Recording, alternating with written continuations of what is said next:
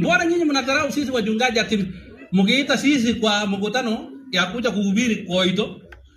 Mnalipa sisi 5,000 mnabea chep 45,000. Chakula ya chep ambayo wanakula na inaelekea kwa toilet na mimi ninapika chakula ya mbinguni ya kiroho.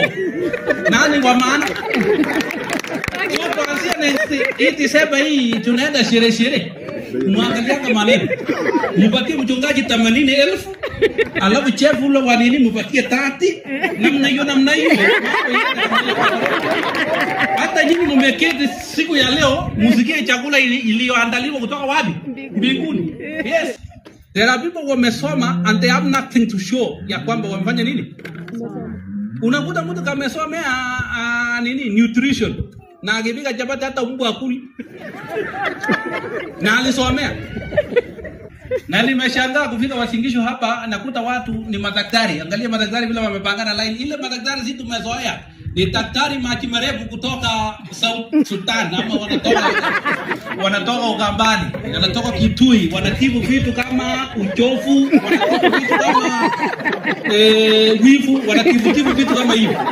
Lakini hapa kuna reality ya wachungaji wale wanaitwa daktari kwa kweli, mpaka wachungaji wanaitwa daktari. Wacha nijiintroduce vizuri. Bwana asifiwe.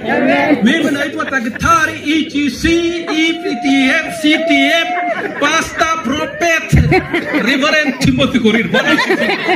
Makofi kwa daktari kama mimi. Tunadhibu moyo ama namna gani? Yes. Na sisi tulienda darasa bwana.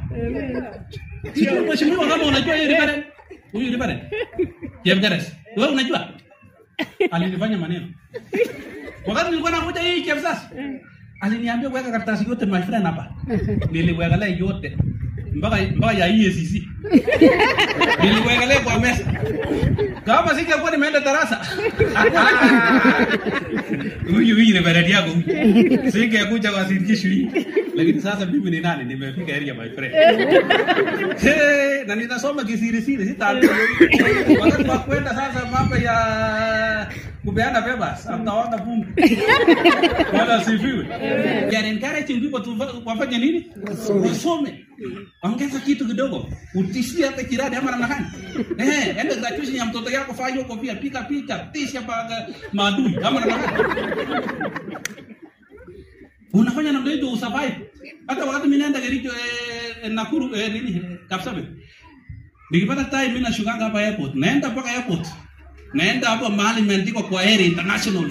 Kwa sababu piga picha, post kwa status na Oh my God.